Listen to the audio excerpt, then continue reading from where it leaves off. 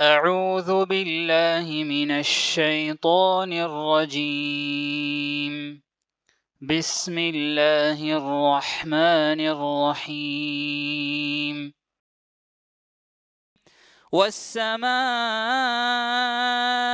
ذات البروج واليوم الموعود وشاهد ومشهود قتل أصحاب الأخدود النار ذات الوقود إذ هم عليها قعود وهم على ما يفعلون بالمؤمنين شهود وما نقموا منهم إلا أن يؤمنوا بالله العزيز الحميد الذي له ملك السماوات والأرض والله على كل شيء شهيد إن الذين فتنوا المؤمنين والمؤمنات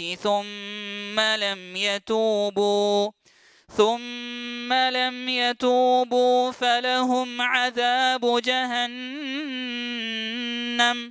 ولهم عذاب الحريق إن الذين آمنوا وعملوا الصالحات لهم جنات تجري من تحتها الأنهار ذلك الفوز الكبير إن بطش ربك لشديد إنه هو يبدئ ويعيد وهو الغفور الودود۔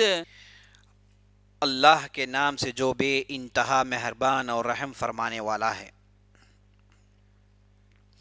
قسم ہے مضبوط قلعوں والے آسمان کی اور اس دن کی جس کا وعدہ کیا گیا ہے، اور دیکھنے والے کی اور دیکھی جانے والی چیز کی، کہ مارے گئے گڈھے والے، اس گڈھے والے جس میں خوب بھڑکتے ہوئے ایندھن کی آگ تھی، جبکہ وہ اس گڈھے کے کنارے پر بیٹھے ہوئے تھے اور جو کچھ وہ ایمان والے لوگوں کے ساتھ کر رہے تھے اسے دیکھ رہے تھے، اور ان اہل ایمان سے ان کی دشمنی اس کے سوا کسی وجہ سے نہ تھی کہ وہ اس خدا پر ایمان لے آئے تھے جو زبردست اور اپنی ذات میں آپ محمود ہے، جو آسمانوں اور زمین کی سلطنت کا مالک ہے، اور وہ خدا سب کچھ دیکھ رہا ہے۔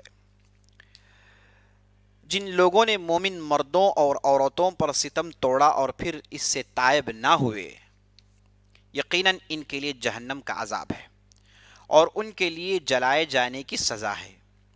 جو لوگ ایمان لائے اور جنہوں نے نیک عمل کیے، یقیناً ان کے لیے جنت کے باغ ہیں جن کے نیچے نہریں بہتی ہوں گی، یہ ہے بڑی کامیابی۔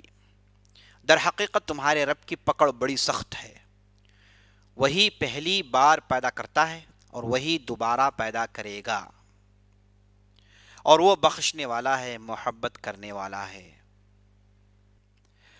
السلام علیکم ورحمۃ اللہ وبرکاتہ۔ بسم اللہ والحمد للہ والصلاة والسلام علی رسول اللہ وعلى آلہ وصحبہ وموالہ وبعد، فقال اللہ تبارک وتعالی: والسماء ذات البروج واليوم الموعود وشاہد ومشہود الى آخر السورہ۔ تمام قسم کی تعریفیں اور بڑائی و بزرگی اللہ رب العزت کے لیے ہے، جو ہمارا حقیقی مالک ہے، حقیقی خالق ہے، حقیقی مدبر ہے۔ لاکھوں کروڑوں درود و سلام ہو سرور کائنات محمد رسول اللہ صلی اللہ علیہ وسلم پر، جنہیں اللہ تعالیٰ نے سارے کائنات کے لیے رحمت بنا کر مبعوث کیا۔ عزیز دوستو، پیارے ساتھیوں، ماؤں بہنوں اور خواتین اسلام، رمضان کا یہ مبارک مہینہ، ایسا مہینہ جس کی عبادتیں بہت زیادہ بڑھا کر اللہ سبحانہ و تعالیٰ جن کا اجر دیتا ہے، یہ ایسا مہینہ کہ جس کی یاد میں مومنین سارا سال گزارتے ہیں، نیکیوں کا کمانے کا مہینہ، ایسا مہینہ جس کے برکات سے آدمی ہمیشہ لطف اندوز ہوتے رہتا ہے۔ تو یہ مہینہ اس کے کئی ایام گزر چکے ہیں، تقریباً آدھا مہینہ ہو چکا ہے، ابھی آدھا مہینہ باقی ہے۔ جو لوگ استغفار، اپنے بخشش گناہوں کی اس کی جستجو میں ہیں، اور جو لوگ غفلت میں پڑے ہوئے ہیں، ان کے لیے صرف چند ایام باقی ہیں۔ تو ان ایام میں محنت کر کے اللہ سبحانہ و تعالیٰ کے پاس اپنی غلطیوں کی تلافی کر لیں، اور جہنم سے اپنے گردنوں کو چھڑا لیں، اور ساتھ ساتھ اللہ سے دعا کریں کہ اللہ رب العزت تمام قسم کی بیماریوں اور دوسری پریشانیوں سے اللہ سبحانہ و تعالیٰ ہمیں محفوظ رکھے، آمین یا رب العالمین۔ آج کے اس مجلس میں انشاءاللہ سورۃ البروج کی تفسیر و تشریح پیش کرنے کی ہم کوشش کریں گے۔ آپ نے ابھی اس سورت کی تلاوت اور اس کا ترجمہ آپ نے سنا، تو چلیے ہم اس سورت کا آغاز کرتے ہیں۔ یہ سورت بھی مکی سورت ہے، جس میں کوئی شک نہیں، اور یہ سورت کے اندر جو موضوع جسے بنایا گیا ہے وہ اصل موضوع ہے کہ مومنین کے ساتھ ہمیشہ جو کفار سلوک کرتے ہیں، اور وہ جب صبر کرتے ہیں تو اللہ سبحانہ و تعالی ان کے صبر کا انہیں بدلہ دیتا ہے۔ تو آزمائش کا دور، پریشانیوں کا دور جو مومنین کی زندگی میں آتا ہے، اس کے طرف اس سورہ میں اشارہ ہے۔ تو چلیے اس سورہ کا آغاز کرتے ہیں۔ بسم اللہ الرحمن الرحیم۔ والسماء ذات البروج، آسمان کی قسم جو مختلف قسم کے قلعوں والا ہے۔ تو عزیز دوستو، یہاں پر لفظ استعمال ہوا ہے بروج کا۔ بروج برج کی جمع ہے، برج کہتے ہیں ٹاور کو، برج کہتے ہیں اونچی عمارت کو، برج کہتے ہیں قلعے کو۔ تو اللہ سبحانہ و تعالیٰ نے یہاں کہا کہ یہ جو آسمان ہے اصل میں اس میں قلعے ہیں۔ بعض لوگوں نے یہ بھی کہا کہ یہاں اس سے مراد دروازے ہیں۔ تو عزیز دوستو، بہرحال آسمان جو ہے اس کے اندر اللہ سبحانہ و تعالیٰ نے دروازے بنائے ہیں، اس کے اندر اللہ نے قلعے رکھے ہیں۔ تو یہ ہے آسمان، جسے ہم صرف ایک نیلے گگن کے طور پر دیکھتے ہیں، جبکہ یہاں پر کچھ اور ہے۔ یہاں پر عمارتیں ہیں، یہاں پر قلعے ہیں، یہاں پر دروازے ہیں، بلند دروازے ہیں، سبحان اللہ۔ تو اللہ سبحانہ و تعالیٰ نے آسمان جو قلعوں والا ہے اس پر اللہ نے قسم اٹھائی۔ ہم جانتے ہیں کہ اللہ سبحانہ و تعالیٰ جس چیز پر چاہے قسم اٹھا سکتا ہے، اس کے لیے جائز ہے، لیکن مخلوق کو اس کی اجازت نہیں، وہ صرف اللہ ہی کی قسم اٹھائے، کسی اور کی قسم اٹھانا جائز نہیں۔ اور اللہ جس چیز پر قسم اٹھاتا ہے اس تعلق سے اہل علم کہتے ہیں کہ وہ چیز سب سے پہلے بہت ہی اہمیت والی چیز ہوتی ہے، وہ بڑی بھیانک اہتمام کی حامل ہوتی ہے، اور دوسری وہ چیز مشہور ہوتی ہے، خاص طور پر عربوں کے درمیان جو ان چیزوں سے اپنے روزمرہ زندگی میں انہوں نے واقفیت حاصل کی ہو، تو ایسی چیزوں پر اللہ سبحانہ و تعالیٰ قسم اٹھاتا ہے۔ تو والسماء ذات البروج، آسمان کا قسم، آسمان کی قسم جو قلعوں والا ہے۔ والیوم الموعود، اور ایک وعدہ کیے ہوئے دن پر قسم، یعنی قیامت پر قسم، اللہ سبحانہ و تعالیٰ قیامت پر قسم اٹھاتا ہے۔ وشاہد ومشہود، دیکھنے والے اور دیکھی جانے والی چیز پر اللہ سبحانہ و تعالیٰ قسم اٹھاتا ہے۔ تو یہاں پر کون سی چیز دیکھتی ہے اور کون سی چیز جسے دیکھی گئی ہے، کون سی چیز مراد ہے؟ تو عزیز دوستو، اس تعلق سے آپ ساری دنیا کو سمجھ سکتے ہیں۔ ہر وہ چیز جو دیکھ رہی ہے، اور ہر وہ چیز جسے دیکھی گئی ہے یا پھر دیکھی جا رہی ہے، اللہ سبحانہ و تعالیٰ نے دونوں پر قسم اٹھایا۔ تو اس سے مراد یہ کہ ہر وہ چیز، یہاں تک بعض لوگوں نے کہا کہ یہ جمعے کا دن ہے اور جمعے کے دن کی شہادت کے لیے جو لوگ حاضر ہوتے ہیں ان پر ہے۔ تو بہرحال ہر چیز اس کے اندر داخل ہے، ایک عام قسم ہے تاکہ لوگوں کو معلوم ہو جائے کہ یہ جو عام صفت مخلوقات کے اندر ہے یہ بہت بڑی صفت ہے، دیکھنا اور دیکھے جانا، یہ بہت بڑی صفت ہے اللہ نے جو مخلوقات کے اندر رکھی ہے۔ قتل اصحاب الاخدود، اللہ نے کہا کہ یہ جو گڈھے والے ہیں ان کے لیے بہت بڑی مار ہے، مارے گئے گڈھے والے، اس آیت کا معنی یہی ہے۔ یہاں پر اللہ سبحانہ و تعالیٰ گڈھے والوں کو یاد کر رہا ہے۔ اصحاب کہتے ہیں لوگوں کو، اخدود کہتے ہیں گڈھوں کو جو زمین میں کھودے جاتے ہیں۔ تو یہاں پر زمین میں کھودے گئے گڈھوں، جو لوگ جنہوں نے گڈھوں کو کھودا ہے، انہیں اللہ سبحانہ و تعالیٰ کہتا ہے کہ ان پر مار ہے، یعنی انہیں عذاب ہے۔ تو یہ گڈھے والے کون ہیں؟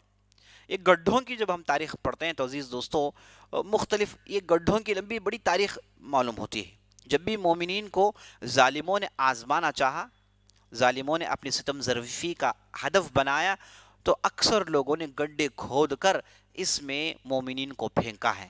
یہ کام کرنے والا فرعون بھی تھا اور دوسرے ظالمین بھی تھے۔ اور ایک واقعہ مفسرین عام طور پر بیان کرتے ہیں کہ ایک نوجوان تھا جس نے جادوگری کا علم حاصل کرنے کے لیے ایک جادوگر کے پاس جایا کرتا تھا۔ تو راستے میں اسے ایک راہب، ایک اللہ والے سے ملاقات ہوتی ہے۔ تو وہ اللہ والے کے پاس بھی یہاں جانا شروع کر دیتا ہے۔ وہ اللہ والے کہا جاتا ہے کہ عیسیٰ علیہ السلام کے حواریین میں کے ایک حواریین یا پھر حواریین کے حواریین تھے جن کے پاس توحید کا علم تھا، جن کے پاس اللہ کی معرفت کا علم تھا۔ تو یہ جو تھے یہاں پر اس علاقے میں پہنچتے ہیں تاکہ وہ دعوت و تبلیغ کا کام کرے۔ تو یہ جو نوجوان تھا اس کی معرفت یہ شخص سے ہو جاتی ہے، تو یہاں سے وہ توحید اور اللہ کی معرفت جاننا شروع کرتا ہے اور ساتھ ساتھ جادوگری بھی کرتا ہے۔ تو ایک دن اسے یہ چیز الجھن میں ڈال دیتی ہے کہ کون حق پر ہے، یہ جادوگر یا پھر یہ راہب۔ تو اتفاقاً جب یہ سوچ ہی رہا تھا تو اسے ایک مرتبہ راستے میں ایک بہت بڑا جانور نظر آتا ہے جسے لوگوں کو تکلیف ہوتی ہے۔ تو یہ پتھر اٹھاتا ہے، یہ کہتا ہے کہ میں یہ راہب کے اللہ کے نام سے پتھر مارتا ہوں، اگر راہب حق پر ہے تو جانور مر جائے۔ تو گویا کہ اپنی طرف سے اس نے ایک آزمائش کی۔ تو جب پتھر اس نے مارا تو جانور مر گیا، تو لوگوں کے لیے راستہ کھل گیا، راستہ آسان ہو گیا، اور اس دن سے یہ جادوگر کے پاس جانے چھوڑ دیتا ہے اور وہ ہمیشہ کے لیے یہ اللہ کے ولی کا ہو کر رہ جاتا ہے۔ جب یہ وہ ولی کے پاس، وہ عالم صاحب کے پاس، اس راہب کے پاس بہت سارا دین سیکھ لیتا ہے تو یہ دین کی تبلیغ شروع کر دیتا ہے۔ بات بادشاہ کے ایوانے تک پہنچتی ہے، بستی میں بات پھیل جاتی ہے اور بستی میں کئی لوگ مسلمان بھی ہو جاتے ہیں۔ تو یہ جو بادشاہ تھا وہ اس کی بات کو نہیں مانتا، وہ اپنی بت پرستی میں اڑا ہوا تھا۔ تو جب اس نے نہ کہ صرف بت پرستی میں اڑا ہوا تھا بلکہ وہ اپنے آپ کو خدا بھی کہتا تھا، تو اس نے جب اس نوجوان کو دیکھا کہ یہ اپنی بات میں بہت دور پہنچ گیا ہے تو اس نے چاہا کہ اس نوجوان کو قتل کریں۔ تو نوجوان کو قتل نہیں کر پایا، مختلف کوششیں ہوئی، میں واقعہ مختصر بتاتا ہوں۔ مختلف کوششیں ہوئی، پہاڑوں سے نیچے پھینکا گیا، پانی میں پھینکنے کی کوشش ہوئی، زمین میں دفن کرنے کی کوشش ہوئی، ہر کوشش ناکام ہوئی، اور یہ نوجوان بڑی آسانی سے بچ جایا کرتا تھا۔ یہ لوگ اسے قتل کر نہیں پائے۔ جب وہ مجبور ہوئے تو نوجوان خود نے کہا کہ تم مجھے قتل کرنا چاہتے ہو، میں خود تمہیں ایک تجویز دیتا ہوں، میں ایک حل پیش کرتا ہوں، اس پر عمل کرو گے تو مجھے قتل کر سکتے ہو۔ تو لوگوں نے پوچھا کہ کیا ہے؟ کہا کہ تم کہو کہ اس نوجوان کے رب کی قسم، اور اس کے بعد مجھ پر تیر چلاؤ اور میں مر جاؤں گا۔ تو ایسے ہی ہوا، لوگوں کو جمع کیا گیا مجمع کے سامنے۔ یہ جو ظالم تھے یہ چاہ رہے تھے کہ مجمع کے سامنے اگر اسے قتل کر دیا جائے تو لوگ اس کے دین سے پھر جائیں گے۔ اب یہ نوجوان نے اپنی زندگی کا دعویٰ کھیلا، اپنی زندگی کو بیچ کر اس نے اسلام کو پھیلانے کی کوشش کی۔ اسے معلوم تھا کہ جب یہ نوجوان کے رب کی قسم اٹھائیں گے تو یہی تو تعلیم اسے دے رکھی تھی گاؤں والوں کو، تو یہاں سے اسلام زیادہ پھیلنے کا امکان ہے۔ یہ سوچ کر اس نے اس چیز کو قبول کر لیا، اور اسی طریقے سے اسے کھڑا کر دیا گیا اور اس پر تیر چلائی گئی، اللہ کا نام لیا گیا تو نوجوان فوت ہو گیا، اللہ نے اسے جنت دے دی۔ اب جو لوگ دیکھ رہے تھے ان میں سے بہت بڑی تعداد مسلمان ہو جاتی ہے۔ تو یہ جو بادشاہ تھا جو فخر و غرور میں مگن تھا، تو اس نے دیکھا کہ یہ تو معاملہ الٹا ہو گیا ہے، مار اوجھا پڑا ہے، تو اس لیے اس نے یہ کیا کہ جو بھی مومنین تھے انہیں سزا دینے کی سوچی اس نے۔ جتنی بھی لوگ مسلمان ہو گئے تھے انہیں ابلا ابلا کر سزا دے رہا تھا۔ تو جب دیکھا کہ بہت بڑی تعداد ہے تو اتنا بڑا ظالم تھا یہ کہ اس نے جا بجا گڈھے کھودے، بہت بڑے بڑے گڈھے کھودے، اس میں دہکتی ہوئی آگ کو ڈالا اور اس کے بعد انہیں لا کر وہاں پر کھڑا کر دیا، اور اس نے اپنی فوج کو گڈھوں کے آس پاس کھڑا کر دیا تاکہ انہیں لائیں، مومنین کو لائیں اور انہیں اس علاقے میں دکھائیں، آگ دکھائیں، اور اس کے بعد ان آگ میں پھینکیں، پوچھیں کہ پھیرنے کے لیے تیار ہیں، اسلام سے وہ پھیرنے کے لیے تیار ہیں، اگر نہیں ہیں تو انہیں اس آگ میں پھینک دیں۔ اس طریقے سے اس بادشاہ نے نظام بنایا، اور یہ ایک گڈھا نہیں تھا، کئی گڈھے تھے۔ تو اس کے بعد گاؤں کے مسلمانوں کو، مومنین کو اس طریقے سے جلا دیا گیا۔ تو یہ ایک واقعہ ہے۔ اور اسی طریقے سے بعض لوگ کہتے ہیں کہ ذی نواس ایک یہودی جو تھا نجران کے اندر، اس سے متعلق ہے کیونکہ اس نے بھی گڈھے کھودے، آج بھی یہ گڈھوں کے نشان موجود ہیں سعودی عرب کے جنوبی علاقے میں۔ تو فرعون نے بھی گڈھے کھودے۔ تو یہ گڈھوں کھودنا، یہ سمجھیے کہ یہ ظالمین کی تاریخ ہے، جو لوگ ظلم اور ستم ظرفی سے کام لیتے تھے ان کی تاریخ ہے، لو لہان تاریخ ہے، ایک کالا باب ہے ان کی تاریخ میں کہ انہوں نے مومنین کو جلایا ہے۔ اور اس طرف مومنین کے لیے یہ بھی کہا گیا کہ دیکھو تم جب اللہ کے لیے اپنے عقیدے کی قربانی دے چکے ہو، باطل عقیدے کو تم نے بالائے طاق رکھا اور توحید کے عقیدے کو تم نے قبول کر لیا ہے، اسی طریقے سے تمہیں تمہارے جسمانی بھی قربانی دینی چاہیے، اللہ اس طریقے سے بھی آزما سکتا ہے۔ تو دونوں طریقے کے انہوں نے قربانیاں دی مومنین نے۔ تو مومنین کی تاریخ قربانیوں کی تاریخ ہے عزیز دوستو۔ آج ہم اس دنیا میں رہ کر چاہتے ہیں کہ بغیر کسی آزمائش کے ہمارا معاملہ آسان ہو جائے۔ عزیز دوستو، آزمائش مومنین کی زندگی کا حصہ ہے، اور اللہ سبحانہ و تعالیٰ مومنین کو آزماتا ہے، لیکن مومنین کا طریقہ یہ ہوتا ہے کہ اللہ سے ہمیشہ یہ مانگتے ہیں کہ ربنا آتنا فی الدنیا حسنہ وفی الآخرۃ حسنہ وقنا عذاب النار، اے اللہ دنیا میں بھی ہمارے لیے آسانی رکھ اور آخرت میں بھی ہمارے لیے آسانی رکھ۔ یہ مومنین کا طریقہ ہے، اس میں کوئی شک نہیں، لیکن آزمائش تو ضروری ہے، اور اللہ سے دعا یہ کرنا چاہیے کہ اللہ اگر تمہیں ہمیں آزمائے تو ہمیں ثبات قدمی کا ثبوت دینے کا موقع دیں۔ تو عزیز دوستو، آزمائش کو مانگنا نہیں ہے، اگر آزمائش آ جائے تو اس میں صبر کے ساتھ، استقامت کے ساتھ ٹھہرنا ہے۔ تو عزیز دوستو، یہی قتل اصحاب الاخدود کی طرف اشارہ ہے، وہ مومنین جنہیں یہ ظالموں نے جلایا ہے، ان پر اللہ کی مار ہے، انہیں اللہ قتل کرے گا، انہیں اللہ سزا دے گا، یہ معنی ہے اس کا۔ النار ذات الوقود، یہ جو گڈھے تھے یہ کیسے گڈھے تھے؟ اس میں آگ تھی، اور یہ دہکائی ہوئی آگ، وقود کہتے ہیں دہکائی ہوئی آگ کو، ذات الوقود جسے دہکایا گیا ہے، جس میں ایندھن ڈال کر اس آگ کو دہکایا گیا، وقود کہتے ہیں ایندھن کو۔ اذ ہم علیہا قعود، اور یہ جو ظالم تھے یہ جو ایندھن اور یہ گڈھوں کے آس پاس کھڑے ہو جاتے تھے، یعنی اس طرف اشارہ ہے کہ یہ جو لشکر کے لشکر بادشاہ کی یہ ایندھنوں کے پاس کھڑے ہو جاتے تھے تاکہ مومنین کو گھسیٹ کر اس میں پھینکا جائے۔ تو یہ اللہ سبحانہ و تعالیٰ ان کا وہ ٹھہرنا، ان کا اس جگہ کھڑنا، اللہ سبحانہ و تعالیٰ اس کی یہاں پر تعبیر کر رہا ہے کہ وہ لوگ وہاں پر اس کے آس پاس بیٹھے ہوئے تھے۔ وَهُمْ عَلَى مَا يَفْعَلُونَ بِالْمُؤْمِنِينَ شُهُودٌ، اور مومن پر جب یہ ظلم ہو رہا تھا تو انہوں نے اس ظلم کو اپنے جو ہے شہادت دی، اس ظلم کو انہوں نے اپنی آنکھوں سے دیکھا، نہ کہ صرف بادشاہ مجرم ہے بلکہ یہ تمام لشکر کے لوگ پورے کے پورے مجرم ہیں جو اس برائی میں ساتھ دے رہے تھے۔ عزیز دوستو، جب برائی دینے کا حکم ہوتا ہے وہ بھی برا آدمی ہوتا ہے، اور برائی میں ساتھ دینے والے وہ بھی برے ہوتے ہیں، اگرچہ کہ وہ دل سے نہ دیتے ہوں۔ وَتَعَاوَنُوا عَلَى الْبِرِّ وَلَا تَعَاوَنُوا عَلَى الْإِثْمِ وَالْعُدْوَانِ، اچھائی میں آپس میں ساتھ دو اور برائی میں آپس میں ساتھ مت دو، ساتھ مت دو، برائی ہو رہی ہے تو اس میں ساتھ مت دو، اگرچہ کہ وہ تمہارے بڑے ہی کیوں نہ ہو۔ اس کے طرف اشارہ ہے عزیز دوستو۔ وَمَا نَقَمُوا مِنْهُمْ إِلَّا أَن يُؤْمِنُوا بِاللَّهِ الْعَزِيزِ الْحَمِيدِ، اور ان کا جرم کیا تھا؟ سبحان اللہ، اسلوب دیکھیے کہ انہیں کیوں جلایا گیا، انہیں کیوں موت کے گھاٹ اتارا گیا، کیا جرم تھا، کیا غلطی کر ڈالی انہوں نے؟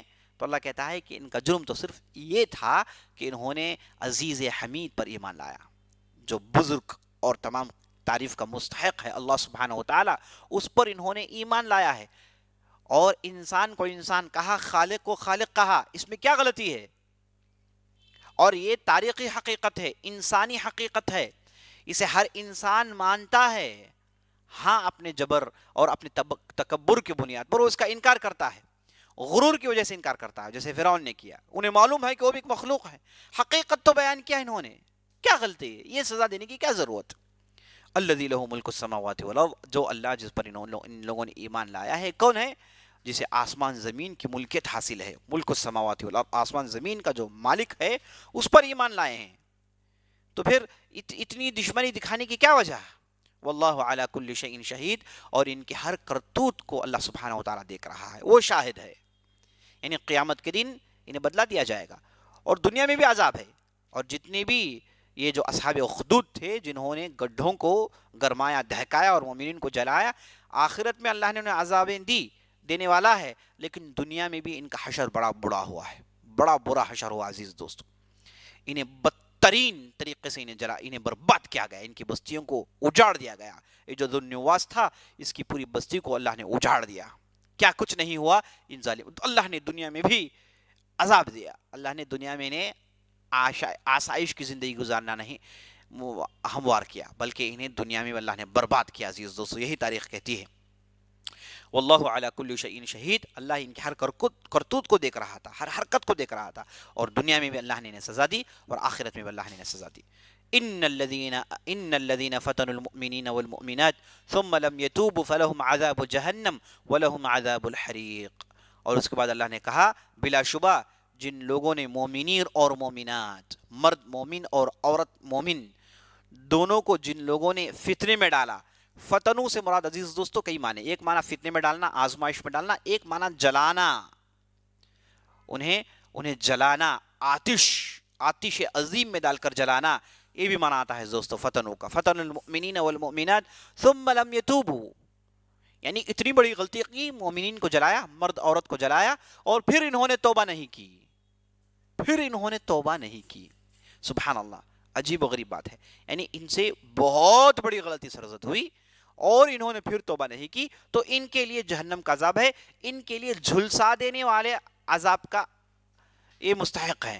इन्हें जलाने वाला अजाब, झुलसाने वाला अजाब इन्हें दिया जाएगा।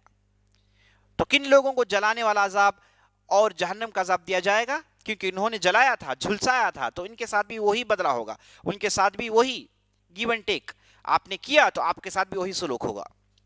जज़ा विफाका, जैसे हमने सूरह नबा में पढ़ा, बिल्कुल ठीक बदला दिया जाएगा। जलाया है तो इन्हें भी जलाया जाएगा। अब यहां पर इस आयत के अंदर ताज्जुब की बात यह है कि इन्होंने मोमिनीन को जलाया और इन जहन्नम का अजाब होगा, लेकिन अगर ये तौबा कर लेते तो इससे भी बच जाते। तो हसन बसरी रहमतुल्लाहि अलैह जब इस आयत को पढ़ते तो अपनी मजलिस में बिदक कर उठते और कहते लोगों से, देखो कि इस गफूर को देखो, इस रहमान को देखो कि ऐसे जालिमों की भी तौबा कबूल करने के लिए तैयार है जिन्होंने उसके औलिया को जलाया। अल्लाह सुब्हानहू व तआला इनकी भी तौबा कबूल करने के लिए तैयार है। तो इसे माना मालूम हुआ कि तौबे का दरवाजा बहुत बड़ा है। बहुत बड़ी गलती हो गई, बहुत बड़ी गलती सरजद हो गई, गलती में मुब्तला हो गए, गुनाह सरजद हो गए, इस्म सरजद हो गया, कोई बात नहीं, तौबा कर लो, कोई बात नहीं, तौबा कर लो। तौबा करने के साथ साथ पूरे गुनाह धो दिए जाते हैं, पूरे गुनाह धो दिए जाते हैं। सुभान अल्लाह, इस आयत के अंदर तौबा की अहमियत को गैर मामूली तौर पर उजागर किया गया है। अजीज दोस्तों, तौबा एक बहुत बड़ी चीज है। अल्लाह सुब्हानहू व तआला तौबा हमेशा महबूब रखता है, तौबा करने वालों के लिए हमेशा अल्लाह सुब्हानहू व तआला है। अच्छा, तो इस आयत के अंदर अजीज दोस्तों बात है। उसके बाद देखिए, इन्नल्लज़ीना आमनू व अमिलुस्सालिहाति लहुम जन्नातुन तजरी मिन तहतिल अनहार ज़ालिकल फौज़ुल कबीर। और जो लोग ईमान लाए, नेक अमल किए, उन लोगों के लिए ऐसे जन्नात हैं जिनके नीचे नहरें दौड़ रही होंगी, ज़ालिकल फौज़ुल कबीर। और यही हकीकी जीत है। जीत वो नहीं है जो इन लोगों ने किया है। इन लोगों ने मोमिनीन को जलाकर ये समझा कि वो जीत गए हैं, इस्लाम के नाम को मिटाने की कोशिश करके ये लोग ये समझ बैठे हैं कि इन्होंने जीत लिया है। अल्लाह कहता है नहीं नहीं, असल जीत जो लोग ईमान लाए, नेक अमल किए, यही असल जीत है। ज़ालिकल फौज़ुल कबीर, ना कि सिर्फ मामूली जीत है, बहुत बड़ी जीत है। ये फौज कबीर है, बहुत बड़ी जीत है इनके लिए। ईमान लाए और नेक अमल किए, बहुत बड़ी जीत। जीत मोमिनीन को जलाने में नहीं, दुश्मनों को बर्बाद करने में नहीं, जीत ईमान लाने में, नेक अमल करने में है। यही असल जीत है, यही असल कामयाबी है। अल्लाह सुब्हानहू व तआला इस आयत के अंदर उस चीज पर जोर दे रहा है। अजीज दोस्तों, तो अजीज दोस्तों, ये दो आयत, पहली आयत में जिन लोगों ने मोमिनीन को जलाया, तौबा नहीं किया, उनके लिए अजाब, जो लोग ईमान लाए, नेक अमल किए, उनके लिए जन्नत। यानी माना ये कि जो लोग तौबा करने के लिए तैयार हैं, उनके लिए दरवाजे खोले जा रहे हैं। हाँ, तुमने गलती की, हाँ तुम उन लोगों के साथ थे जिन्होंने मोमिनीन को जलाया, हाँ चारों नाचार, दिल ना दिल जो है आप उसके अंदर रहे, कोई बात नहीं। लेकिन अगर आप तौबा करना चाहते हैं, अगर आप तौबा करना चाहते हैं, रास्ता खुला है। कैसे करें? ईमान लाएं, नेक अमल करें और जन्नत हासिल कर लें। सुभान अल्लाह। इन्न बतश रब्बिक लशदीद, बिलाशुबा अल्लाह सुब्हानहू व तआला, बिलाशुबा तेरे रब की पकड़ बड़ी मजबूत है, तेरी रब की पकड़ बड़ी मजबूत है। अजीज दोस्तों, यहाँ पर हम देखते हैं कि अल्लाह सुब्हानहू व तआला ने पहले वो जो दुश्मन थे उनका जिक्र किया, फिर मोमिनीन का जिक्र किया, और फिर अल्लाह सुब्हानहू व तआला यहाँ इस बात पर आ रहा है कि देखिए अल्लाह सुब्हानहू व तआला माफ़ करने के लिए तैयार है। ईमान ला लिए, अमल कर लिए, अल्लाह माफ़ करने के लिए तैयार है। लेकिन ये भी जान रखें, अल्लाह सुब्हानहू व तआला ज़बरदस्त पकड़ने वाला है। अल्लाह की पकड़ बड़ी मजबूत होती है। इन बतश रब्बिका, बतश कहते हैं पकड़ को, इन बतश रब्बिका लशदीद, बिलाशुबा तेरे रब की पकड़ इंतहाई मजबूत है।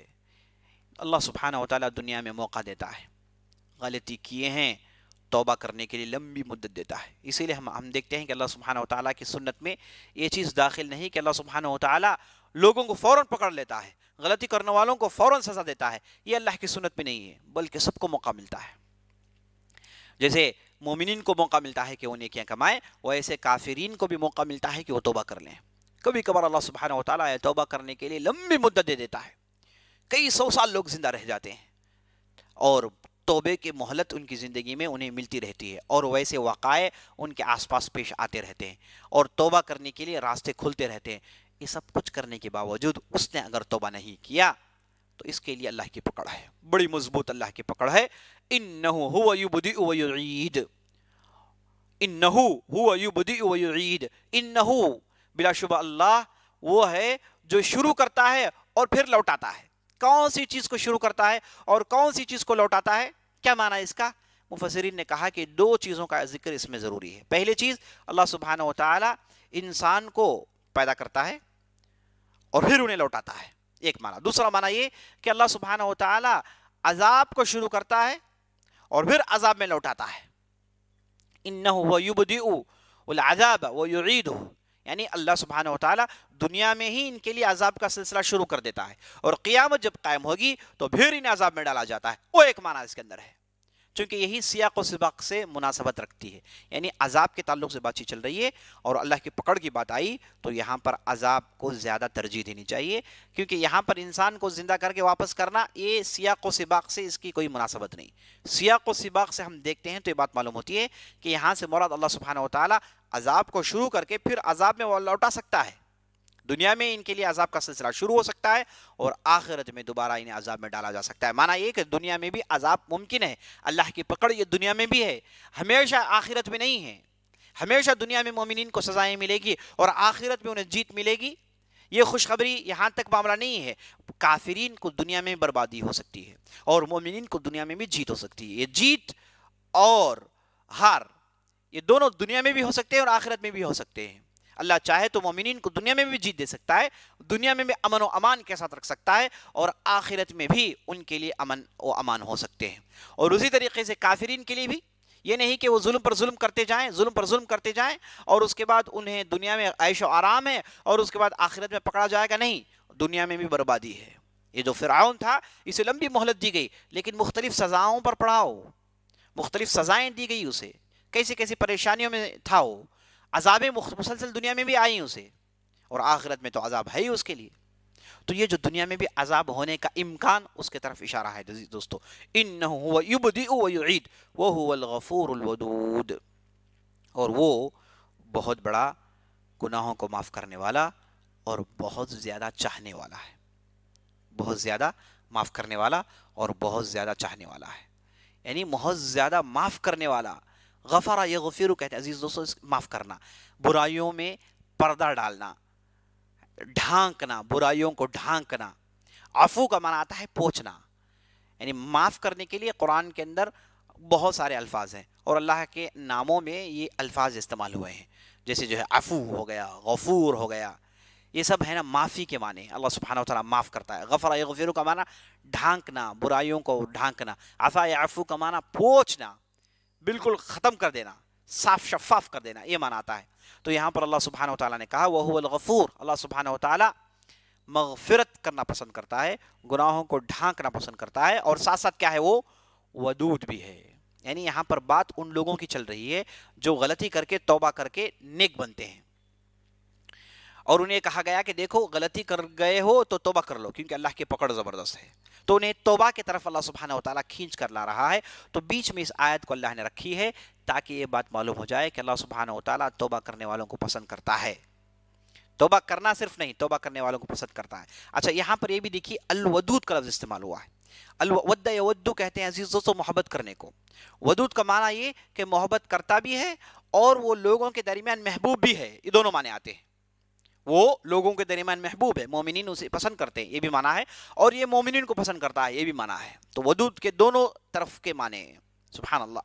اور یہ فعول کا صیغہ ہے، اور فعول کا صیغہ اسم الفاعل کے لیے بھی استعمال ہوتا ہے اور اسم المفعول کے لیے بھی استعمال ہوتا ہے. اس کے استعمالات دونوں ایک ہیں. سبحان اللہ. تو اس اعتبار سے ودود کے تعلق سے کہہ سکتے ہیں کہ اللہ سبحانہ و تعالیٰ مومنین کو اپنے پاس محبت والے بنا کر رکھتا ہے. مومنین اس کے نزدیک محبوب ترین ہے، اور یہ مومنین کے پاس محبوب ترین ہے. یہ معنی ہے عزیز دوستو. تو یہ اس لیے بتایا گیا، اہل علم نے کہا کہ یہاں پر ودود کا ذکر اس وجہ سے آیا ہے کہ جو لوگ توبہ کر کر واپس آتے ہیں، نہ کہ صرف اللہ انہیں معاف کرے گا. سبحان اللہ. اللہ کی رحمت دیکھیں. نہ کہ صرف اللہ انہیں معاف کرے گا، بلکہ اللہ انہیں محبت بھی کرے گا. اللہ اکبر. توبہ کر چکے ہیں تو اللہ کی مغفرت تو ہے، ساتھ ساتھ اللہ کی محبت بھی ہے انہیں. اللہ انہیں چاہے گا بھی. یعنی ایسا ممکن ہے دنیا میں کہ آپ نے کسی کو معاف کر دیا لیکن چاہتے نہیں ہیں. آپ نے کسی پر صدقہ کر دیا، آپ نے کسی پر رحم کر دیا، ممکن ہے نہ چاہتے ہوئے فلاں شخص کو آپ نہیں چاہتے، آپ کا دل انہیں پسند نہیں کرتا، لیکن اس کے باوجود آپ نے اسے معاف کر دیا. لیکن اس کا معنی یہ نہیں کہ آپ اسے محبت کرتے ہیں. لیکن اللہ کا معاملہ بالکل الٹا ہے. اللہ معاف کرتا ہے اور ساتھ ساتھ انہیں چاہتا ہے. اللہ اکبر. اللہ انہیں محبت کرتا ہے، اللہ انہیں چاہتا ہے. یہ بہت بڑی چیز ہے عزیز دوستو. یہاں پر اللہ سبحانہ و تعالیٰ کی رحمت کی طرف اشارہ ہے، اللہ سبحانہ و تعالیٰ کے کرم کی طرف اشارہ ہے. اللہ سبحانہ و تعالیٰ کے یہاں جو توبہ کا جو باب ہے وہ کس حد تک کشاد ہے، حد تک اسے اللہ نے کھول دیا ہے. تمام چیزوں کی طرف اشارہ ہے. تو سبحان اللہ، اس صورت کے اندر توبہ کی طرف کھینچا گیا ہے ظالمین کو. ظلم کا ذکر ہوا، بڑے ظلم کا ذکر ہوا، جلانے کا ذکر ہوا، پھر انہیں توبے کی طرف اللہ نے انہیں آج دکھایا. کہا کہ چلو اب توبہ کر لو، توبہ کر لو گے تو ممکن ہے، توبہ کر لو گے تو ممکن ہے، ہم چاہیں گے ہم تمہیں معاف کریں گے. تو سبحان اللہ، اللہ سبحانہ و تعالیٰ دنیا کے اندر توبے کے دروازے ہمیشہ کے لیے کھول رکھتا ہے. میں سمجھتا ہوں کہ اس نقطے پر ہم اس صورت کو اس حلقے میں ختم کرتے ہیں. انشاءاللہ بقیہ جو حصہ ہے یہ آئندہ حلقے کے لیے رکھتے ہیں، اور اللہ سے دعا کرتے ہیں کہ اللہ سبحانہ و تعالیٰ ہمیں قرآن فہمی سے نوازے اور قرآن کو ہمارے دل کی بہار بنا دے. ہمیشہ قرآن کو پڑھنا، رات و دن قرآن کی تلاوت کرنا اور اسے سمجھنے کی کوشش کرنا، یہ ہمارا مشغلہ بنا دے. اور اس مبارک گھڑی میں دعا کریں کہ اللہ سبحانہ و تعالیٰ ہماری محنتوں کو قبول فرمائے اور تمام قسم کی پریشانیوں کو اور بیماریوں کو اور مختلف دقتوں کو ہم سے دور رکھیں اور ہمیں جنت میں بلند مرتبہ نصیب کریں. اقول قولی هذا واستغفر الله لي ولكم ولسائر المسلمين من كل ذنب وخطيئة فاستغفروه انه الغفور الرحيم. وصلى الله على نبينا محمد وعلى آله وصحبه اجمعين. والسلام عليكم ورحمة الله وبركاته.